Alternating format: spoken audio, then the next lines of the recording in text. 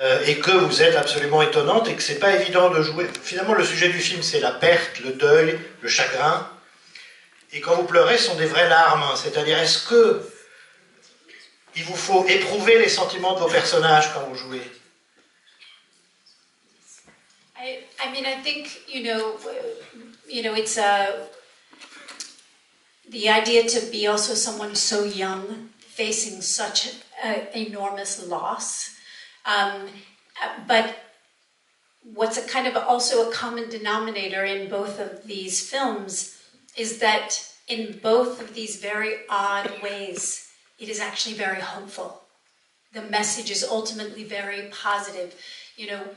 While you're still dealing with loss, there in each is a light of possibility, a light of a deeper connection. And I think in playing it, again, you have to find the place within you that is just, the most honest in your own reality. And in Ghost, it took a suspended reality, but it was done in a beautiful, magical way that, again, I have never quite seen done before. Je crois que dans Ghost, c'est le fait de devoir, pour le personnage aussi jeune, faire face à un deuil et un chagrin si immense. C'est ça qui rendait la chose très, très touchante. Et le dénominateur commun entre ces deux films, c'est que d'une façon un petit peu qu'on n'imagine pas, un peu étrange, ces deux films, malgré ce dont ils parlent, ont en eux de l'espoir, de l'optimisme, une lueur de possibilités et de liens quand même qui peut se créer. Et quand on joue ça, on doit trouver dans sa propre réalité quelque chose qui se rattache à ça. Alors dans Ghost, pour moi, c'était une réalité suspendue, hein, pas une vérité qui m'était arrivée, mais la façon dont ça s'est fait, comme c'était assez magique, ça a fonctionné. Just to add, I think that also the believability in the heart in both Ghost and in this, if you didn't believe it, then I wouldn't have done my job to be able to anchor the reality. In both, I am the anchor of reality. Et je pense que dans les deux cas, vraiment, c'est moi qui suis cette encre dans la réalité pour que ce soit authentique, que ça fasse sincère, et ça c'est extrêmement important, c'est moi qui suis au cœur de ça. On est particulièrement heureux de vous poser ces questions-là, parce que j'ai lu beaucoup d'interviews de vous dans votre carrière, etc. Mais je trouve qu'on vous pose peu de questions sur votre technique d'actrice et sur votre façon de voir votre métier d'actrice. C'est-à-dire que vous êtes américaine, on sait que pour les acteurs américains, ce qu'on appelle la méthode est très très important. C'est-à-dire la méthode Stanislavski, je vais y arriver, où il s'agit justement que le comédien ou la comédienne éprouve vraiment ce qu'elle est en train de jouer. Est-ce que vous, dans votre formation de comédienne, de jeune comédienne, vous avez pris des cours de théâtre, vous avez été influencé par cette méthode? Enfin, quelle a été votre formation avant qu'on vous découvre vraiment avec toute cette génération de jeunes acteurs au tout début des années 90? So my background was the University of Fake It Till You Make It. Seriously, it was. I would love to say my motivation was that I had done theater. None of that was really of my experience. It was much more, I think, a feeling that there was, and really learning as you do. Because, you think about one of the things with being an actor is really it's only in the doing that you grow, you learn. But unlike many other professions, there's not a lot of time where you're continuing to work on, you don't pop in and let me pop over here and do a scene. I'm just going to stay warmed up. And so it's only through that I really did learn. And then I had, opportunities later to work one-on-one with someone just to kind of deepen and tap into what was already in me. Because I think I did feel you know, in my earlier career that sometimes I felt lost, like I don't know how I'm getting here, I don't know exactly what I'm doing. And a lot was just learning by watching others, being with others, doing a scene with Jack Nicholson and Tom Cruise and watching how does it work for them, how do you find it, was really, really my school. J'ai fait, on pourrait dire, l'école du simulé jusqu'à y arriver, hein, donc fake it till you make it en anglais. Je pourrais dire que ma motivation, c'est que j'ai fait du théâtre et qu'ensuite je suis arrivée là, mais ça serait faux. C'était vraiment une sensation que j'avais, que je voulais faire ça. Et après, c'est quelque chose, souvent, hein, le jeu de comédien, qu'on apprend en le faisant. On n'a pas beaucoup de temps entre deux projets pour dire qu'on va s'échauffer ou qu'on va s'entraîner. Mais c'est plus tard que j'ai travaillé en tête-à-tête avec certains acteurs ou certains professeurs pour creuser et un peu approfondir. Parce qu'à mes débuts, quelquefois, je me sentais un petit peu perdue sur la façon d'atteindre une émotion. Et j'ai aussi beaucoup appris en observant des grands acteurs comme Jack Nicholson ou Tom Cruise. Alors justement, vous parlez de Tom Cruise et Jack Nicholson, ça c'est dans le film de Rob Reiner, qu'a écrit Aaron Sorkin. Le titre en français c'est Des hommes d'honneur, Jed Anaïs et Few Good Men, je crois, en anglais. Robert Redford, vous l'avez rencontré sur Proposition indécente. C'est lui qui vous faisait la proposition indécente. C'est vrai que la toute jeune actrice que vous étiez, la toute jeune femme que vous étiez, tout d'un coup vous jouiez avec des monuments du cinéma américain, que ce soit Robert Redford ou Jack Nicholson. Tom Cruise était quand même un peu plus proche de vous, au moins en âge. Mais Reynolds. Hein? Burt Reynolds. Ou Burt Reynolds aussi, absolument. Est-ce que quand vous jouiez avec des gens comme ça, qui ont fait tellement de films, qui ont gagné tellement d'Oscars, est-ce que vous étiez impressionné ou est-ce que eux avaient la bienveillance d'essayer de vous mettre à l'aise? Yes, it was, you know, I learned a lot and was definitely in awe. And in particular, I remember during A Few Good Men doing the big courtroom scene, and when Jack Nicholson's character was on the stand, and they shot the opposite direction the whole day, and he off camera gave 110% every take for everyone else's performance. And I was so taken by his generosity, by how present he was to every other actor, no matter how big or small their role was. And that he almost waited the whole day to, by the time they turned around, he had almost lost his voice. But what I really witnessed was someone in that position, that the greatest gift he gave was not just his performance, but his generosity. J'ai appris, oui, énormément aux côtés de ces acteurs-là, tout en étant en admiration devant leur travail, bien sûr. Et sur Des hommes d'honneur, je me souviendrai toujours qu'on a tourné des scènes dans le tribunal où Jack Nicholson était à la barre. Mais en fait, la caméra était tournée vers les autres comédiens, vers la salle. Et même quand il était hors champ, il se donnait à 100%. Et ça m'a toujours énormément frappé, cette générosité, cette présence pour tout le monde, pour tous les acteurs, pour donner que chacun donne le meilleur de lui-même. Lui, il le faisait. Et à la fin de la journée, il avait presque perdu sa voix. Et donc de voir quelqu'un dans sa position faire ce qu'il faisait, je me suis rendu compte que le plus beau cadeau qu'il faisait, c'était pas son interprétation, mais c'était sa générosité. Quand on voit votre carrière, on a le sentiment qu'en fait, le mot apprendre, c'est le mot clé en fait chez vous. C'est-à-dire qu'évidemment, vous apprenez de vos partenaires, des acteurs, etc. Mais en fait, vous aimez absorber en fait, le monde autour de vous. Quand vous jouez à un Navy Seals, vous faites un entraînement de 15 jours dans un vrai camp d'entraînement de l'armée, on imagine que quand vous faites une stripteaseuse, vous êtes absolument parfaite, donc vous avez aussi appris tout ça. Et donc, il y a chez vous le sentiment que vous absorbez les choses de façon à les restituer de façon parfaite. I mean, I think one of the beautiful things about being an actor is that you step into someone else and they have different lives, different worlds that in my real life I might not ever have a chance to have explored, but where you get a little slice of that experience And in doing so, you do. I mean, learning and personal growth are probably my most primary job. Personal growth, and that's inside and out. And it has been a real kind of driving and I think a real joyous part of my experience.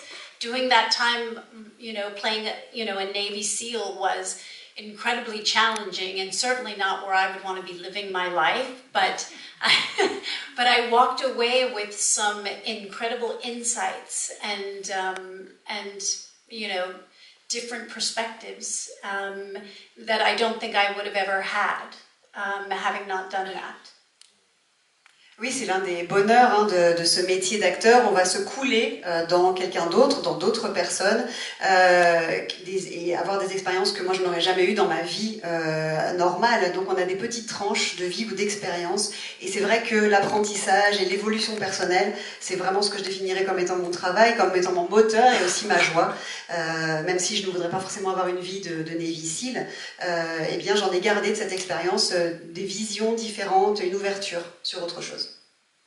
Et en même temps, Demi Moore, quand on vous a découverte, alors là c'était plutôt à la fin des années 80, vraiment au tout début des années 90, mais avant Ghost, c'est arrivé jusqu'en France, c'était une invention américaine bien sûr, mais on disait que vous faisiez partie d'une bande de jeunes acteurs, disons ça comme ça, d'une génération de jeunes acteurs qui allaient prendre le pouvoir à Hollywood. Alors il y avait des gens comme Emilio Estevez, Charlie Sheen, Kiefer Sutherland, voilà, il y avait des garçons, il y avait des filles, bon, et on vous a appelé le Brat Pack. Alors bien sûr, c'est une référence que les gens connaissent à la bande de Las Vegas, à la bande de Frank Sinatra et Dean Martin qu'on appelait le Rat Pack. Donc vous, c'était le Brat Pack. Brat, en anglais, en gros, c'est un garnement. Enfin, voilà, un adolescent. Voilà, un peu un enfant terrible. Est-ce que c'est une invention journalistique complète? Est-ce que c'est une invention du marketing complètement? Ou est-ce qu'il y avait quelque chose de vrai? C'est-à-dire, est-ce que vous étiez vraiment une jeune génération d'acteurs avec des gens qui ont fait des très belles carrières? Et est-ce que vous aviez quelque chose en commun?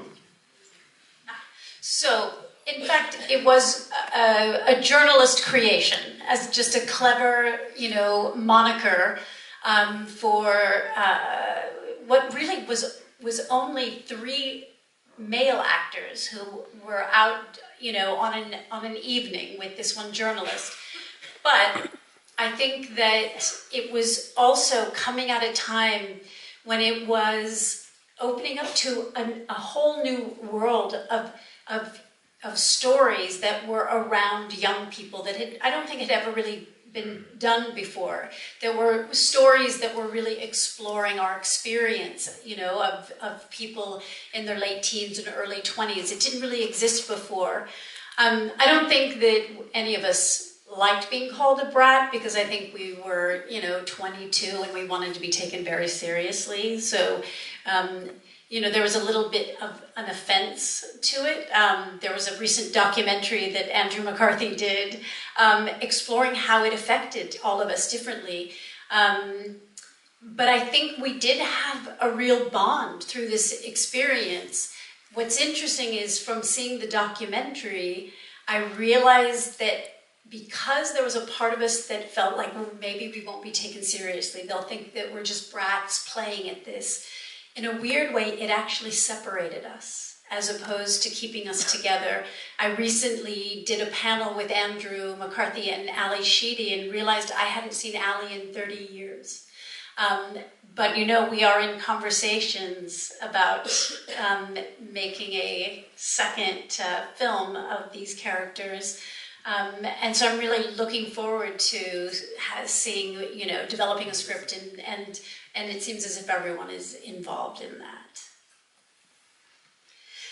C'est une création journalistique au départ, c'est un bon mot qui a été trouvé un soir où 3 acteurs étaient sortis avec un journaliste comme ça en soirée.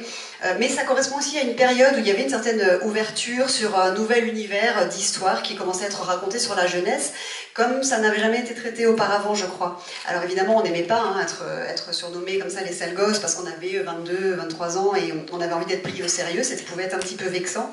Mais dans le documentaire qu'a fait Andrew McCarthy, ça montre bien comment on a tous été un petit peu affectés par tout ça. Ça nous avait créé un lien, cette expérience. Mais c'est vrai que cette image dont on a voulu se défaire nous a un peu amené à nous séparer pendant un temps. Et aujourd'hui, on commence un peu à se revoir. Il y en a certains que je retrouve et on ne s'est pas vu depuis 30 ans. Et là, il est question qu'on refasse peut-être un film, qu'un projet soit en développement. Et tout le monde semblerait intéressé pour le faire ensemble. Donc ça serait vraiment une super perspective. Mais c'est vrai que c'était aussi une génération qui était très liée à un certain type de cinéma, assez insolent, comme vous l'avez dit, ouvert, insolent, qui ne dédaignait pas les récits un peu risqués. Notamment, vous avez incarné beaucoup de personnages qui étaient dans des situations sexuelles un peu déviantes, en tout cas très, très ouvertes. Et est-ce que vous pensez que c'est encore possible aujourd'hui ? Ce rapport assez ouvert à la sexualité, notamment. Well, it's interesting because I think Americans are much more uptight. Look, America is built on Puritans, like religious fanatics and criminals, so we have quite a diversity, as you're kind of seeing in our election right now. And so I think sexuality in general is always, yes, I think it is taboo. There's a lot of fear around it, a lot of fear in America around the body. And it's something that, I don't know, it's just I've never understood or related to that. And I think I've certainly stirred the pot in a few of the films I've chosen to do. And it's partly because it feels like a limitation that is serving nothing, to be in fear of the body. I think it never made sense to me of why we can celebrate it in art but be afraid of it in the art form of cinema. So, but to your question, can it go on today? I think in some ways through streaming, we've seen even more extreme sexuality. Game of Thrones had a full storyline of incest, so I don't know. It'll be interesting to see how it unfolds. Je crois que les Américains sont beaucoup plus coincés sur ces questions-là. C'est vrai parce que c'est un héritage du puritanisme. Comme vous pouvez le voir dans notre élection actuelle ou la politique américaine actuelle, c'est beaucoup de fanatiques religieux et de criminels qu'on a dans notre pays. Et la sexualité est souvent quelque chose de tabou. On a peur du corps. Et moi, c'est quelque chose que j'ai jamais compris, donc peut-être qu'effectivement, moi, j'ai un petit peu secoué le cocotier avec certains de mes rôles, mais en tout cas, je trouve que ces limites qu'on impose au corps ne servent personne, en fait, ne rendent service à personne, et c'est idiot de penser qu'on peut célébrer le corps dans beaucoup de formes d'art, mais pas au cinéma. Et pour revenir à votre question, avec le streaming, on a vu des formes beaucoup plus extrêmes de sexe montré à l'écran. Dans Game of Thrones, il y avait même tout un arc narratif sur de l'inceste. Mais en tout cas, je pense que ça va être intéressant de voir comment ça évolue dans le cinéma. What I do think we need to see changed is the kind of slant towards just objectifying a woman as something to be used and/or who is there to service. And I think that's a story that's a bit old and tired. Oui.